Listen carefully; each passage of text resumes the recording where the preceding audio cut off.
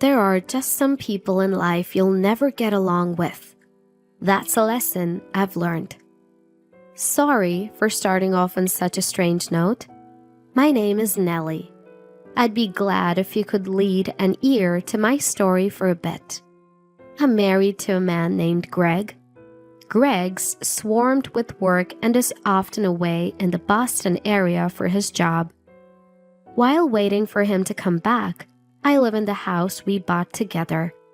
But recently, my mother-in-law Shannon has been showing up a lot. "You could never deserve this house," she always says. You see, we live pretty close to Shannon's place. We settled here because she insisted we live near her family home. Sure enough, she started visiting frequently once we moved in. "Listen, Veronica, my other daughter-in-law, just got married and wants the house. Since you're the only one here, why not give up this place?" She said something outrageous. This is the house that Greg and I bought together. How could she ask me to give it up? "But Greg is always away, right? So what's the problem?" That's not a valid reason at all. If I give up this house, Greg won't have a home to return to. I had been firmly refusing Shannon's absurd request. Then one day, she came over with Veronica. "Oh wow, this is such a nice place. Perfect for my new home." Veronica examined the house as if she owned it. Being scrutinized like that was unnerving, to say the least.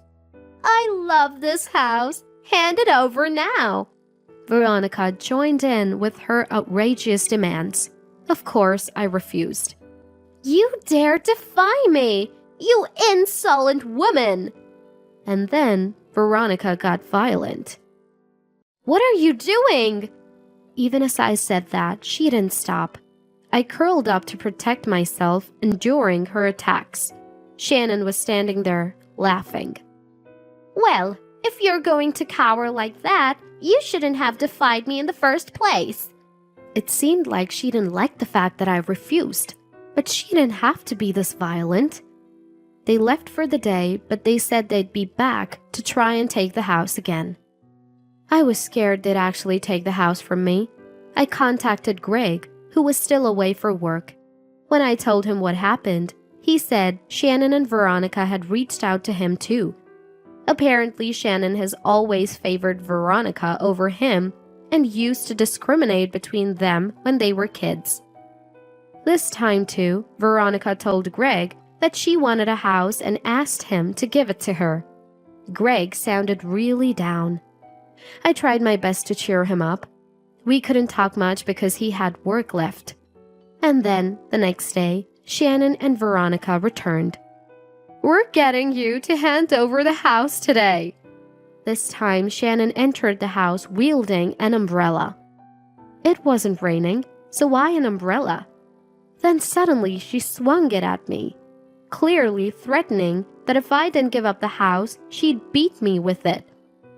"All right, say you'll give us the house. Veronica will be the new owner." Veronica also had an umbrella and swung it towards me, along with Shannon. I've been hit by Veronica before, so I was genuinely scared she might actually hit me and raised my arms to protect myself. Both were swinging their umbrella so hard that the whooshing sound filled the air, causing me to flinch and cover my head with my arms. The scene was so terrifying, I couldn't move for a few minutes. "Stubborn, aren't you? Even after all this, you still won't give up the house," Shannon said, sounding exasperated, but I was too scared to even speak. Their attitudes were as if they'd done nothing wrong. It was infuriating. Eventually, Shannon and Veronica left for the day. But as they left, they threatened that the next time they really might hit me. Thinking that my life could actually be in danger, I was filled with dread. I immediately called Greg and told him about today's events. Greg was concerned for my well-being and suggested that we think seriously about our next steps. And then he made a proposal to change the situation, feeling there was no other choice, I agreed to go along with Greg's plan. During the operation, I made sure to not be home when Shannon and Veronica would come. This way, the plan went forward without them catching on. 2 months after initiating the plan, I got a call from Shannon. "I'm tired of waiting to see you. I've decided to move Veronica in whether you like it or not, and I'll throw your stuff out myself." Shannon was laughing as if she had won. Apparently, Veronica was already on her way to the house, but they knew nothing about the plan. I'm sure Veronica would be in for a surprise. While talking to Shannon, a call from Veronica came in. Putting Shannon on hold, I answered Veronica's call and heard, "Who are you?" "I'm the homeowner. Who are you?" "This is my house," a male voice responded. Realizing the call had connected, Veronica started speaking to me. "Nellie, what's going on? Why is there some stranger in the house instead of you?" Veronica sounded confused. I decided to explain the situation to her. "Veronica, actually we sold the house. Greg and I decided it was the best move." Hearing this, Veronica let out a loud, "What?" I wish she wouldn't yell. It's a disturbance to the new homeowner.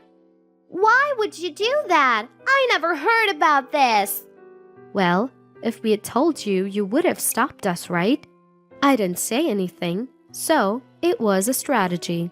Greg was also quite upset with Shannon and Veronica's actions. Most of what Greg owned had been taken by Veronica, and now they were trying to take the house too. This was the final straw. Fortunately, we had received some financial support from my family when purchasing the house, so we had little to no mortgage left and could sell it outright. "This isn't funny. I really like this house. What am I supposed to do now?" Veronica was furious. Apparently, they'd already planned to live here, and she had even terminated the lease on the apartment she and her husband Ricky were living in. Now, they can't live in this house, and Veronica's faces homelessness. "Why not go back to your parents' house?" I asked, genuinely puzzled, and Veronica became enraged. "Ricky absolutely refuses to live with them." Shannon must really have it in for Ricky, judging by what's been said. Well, if someone is that obnoxious, it's no wonder they're disliked. Veronica wouldn't stop complaining about how she absolutely needs that house. But the house is already sold and the new owners have moved in. What does she expect us to do? Over the phone, I could hear a man's angry voice. Apparently, there's a bunch of stuff sprawled out near the entrance, and he's not too happy about it. At this point, I wouldn't blame him if he called the cops. "Hey, do something about this. You're the one who sold them the house, right?" Veronica, not wanting to be yelled at, tried to make me and the man talk over the phone. "Yes, I did sell them the house, but that doesn't mean we have anything to discuss. Even if we did, the contract has been finalized, so all I can say is, I'm sorry for any inconvenience my acquaintance has caused." I decide to decline Veronica's request. Then, Veronica starts yelling again. Causing a ruckus in front of the house is bothering not just the man, but all the neighbors too. Talking to Veronica is pointless. She just doesn't get it. I thought this was going nowhere and hung up on Veronica. Immediately, another call comes in. It's from Shannon, whom I had put on hold. "What on earth are you doing? Veronica is furious. Fix this!" I'm just dumbfounded by her blame shifting. Shannon is the one who tried to let Veronica move into our house without permission. But she acts like I'm the villain. If it weren't for these two making a scene, I would have continued to live in that house. "Where are you now? Just fix it!" Oh, I hadn't told her yet. I'm at Greg's new posting. What? I decided to move with Greg to his new location. Greg frequently gets transferred because of his work, and we thought it would be better to not settle down in one place. Luckily, we don't have kids, so we have the freedom to change our residence. But that didn't satisfy Shannon. Come back right now. I need to give both of you a piece of my mind. Shannon sounded furious, but I'm the one who wants to be mad. If it weren't for Shannon's meddling, we wouldn't have had to give up the house. Enough, Shannon. How much more inconvenience do you plan on causing people? I figured it's safe to vent, given that I've moved and we're over the phone. I wonder if you ever think about how much stress you've caused us. Don't bother us anymore. Hearing my resistance must have really infuriated Shannon. She was screaming so loudly over the phone, it was hard to understand what she was saying.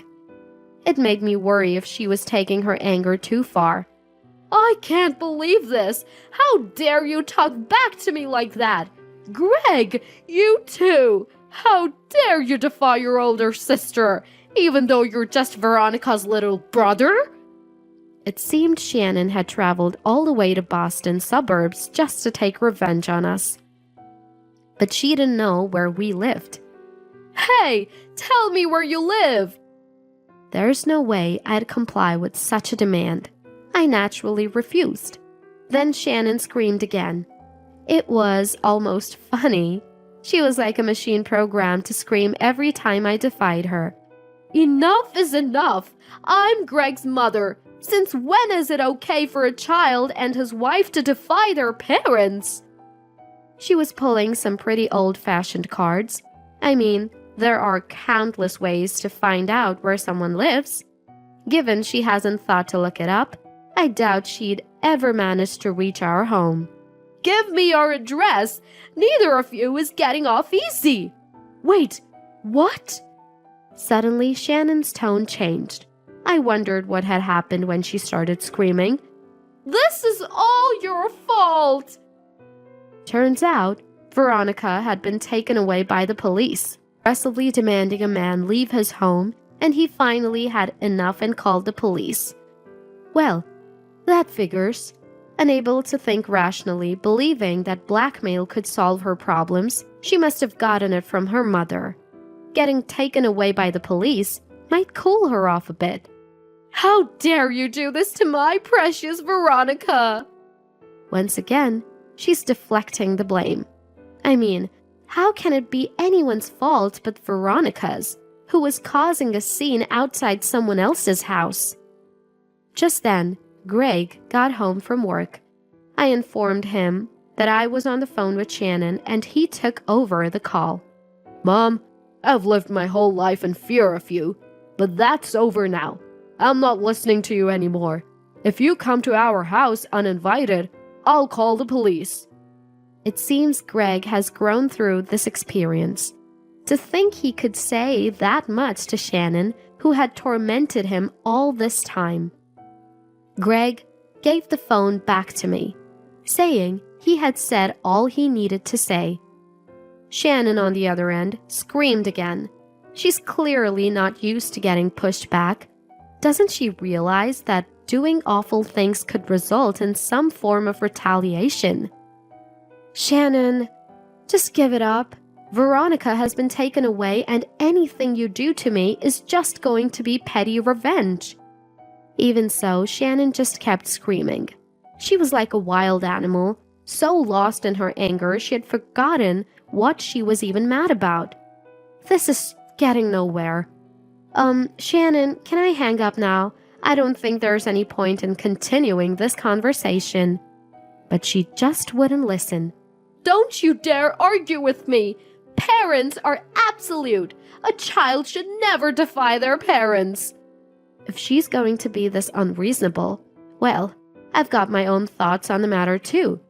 Shannon, I've said it before and I'll say it again. We're done interacting with you. Stop contacting us. I deliberately kept pushing Shannon's buttons. As expected, Shannon flew off the handle and started cursing at me. The things she said were so awful, they could break someone's spirit if taken to heart. But that's precisely what I was aiming for. Shannon, I've recorded every single abusive word you've just said.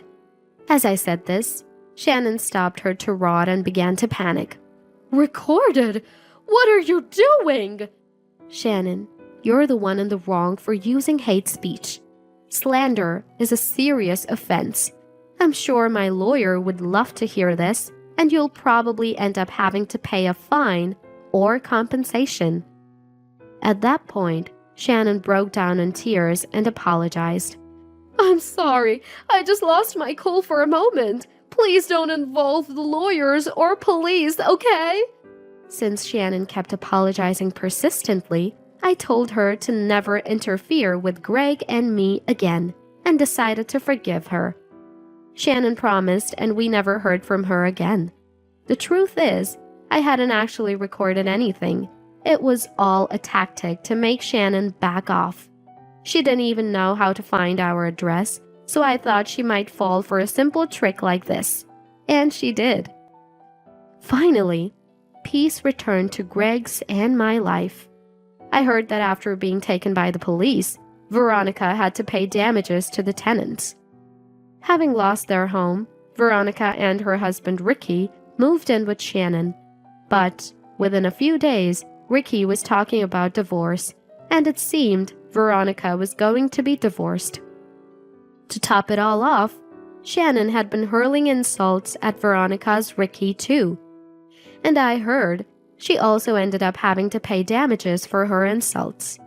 Both Shannon and Veronica ran out of money, and what used to be a friendship turned into mutual loathing. The atmosphere in their home is reportedly constantly tense now. Well, they brought it upon themselves. I hope they come to accept the circumstances and move on. As for Greg, he completed his assignment and returned to the main office, only to be assigned to another distant location a few months later. We realized it's more convenient for us both to relocate together, given how our lives have become increasingly busy with transfers. Now, wherever we go, people say we're a great couple, not just at the company, but also among the locals in the places we move to. After overcoming challenges without giving in to Shannon and Veronica, we realized that we'll be fine wherever we go. We look forward to supporting each other as we move forward in life.